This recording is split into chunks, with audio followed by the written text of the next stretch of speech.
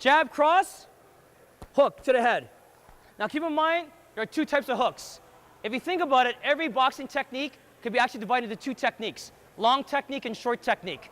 So here, if Jack steps in every time, it's more like a boxing hook. Go ahead, jab, cross, hook, which is perfect. Right? Keep in mind, if you're that close, you're opening yourself for elbows and knees, and vice versa. To allow for the kicks, it's going to be a long Muay Thai hook. All right, so jab, cross, hook. More of a longer hook to allow for the kick. This is probably the most important thing for beginners I want you guys to understand.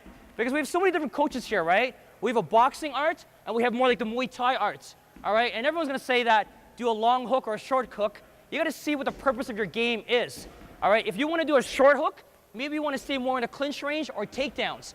If it's a long hook, it's more for the kick. So when you guys are working your footwork today, keep in mind, what am I doing here? Do I want to engage close to my opponent? Do I want to get that body hook later on, or the clinch, or takedown for MMA? Or is it more for like the Muay Thai hook? Now when you're doing the long hook, it is not like this, all right? It's more like a corkscrew punch, right? A corkscrew punch from JKD, or imagine you're fighting like in a nice narrow telephone booth, all right? As the punch comes out, it kind of like circles around the corner. So if my hand's out here like this, that's a perfect time for Jack to throw that long Muay Thai hook right around that arm. Okay, guys? The second thing I want you guys to consider, for beginners, we teach the pivot on the left hook. And it's really good for maximum power because we're trying to teach the student how to pivot off the ground and use their core.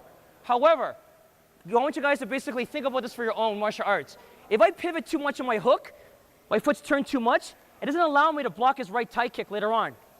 So, try not to pivot so much. This will allow me to stop that right kick, to bring my body around just in case. If you have a tendency to pivot way too much, first of all, I may run into his hook.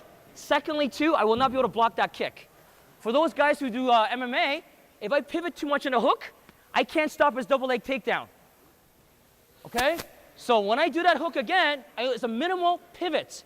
Whether it's long or short, it's minimal. When he shoots in, now I can stop him. Okay, guys? So keep that in mind. Two things. Short hook or the long Muay Thai hook.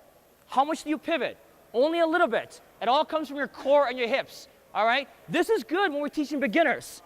All right? We're teaching them how to basically punch off the ground and how to add momentum to their technique and how to use their core.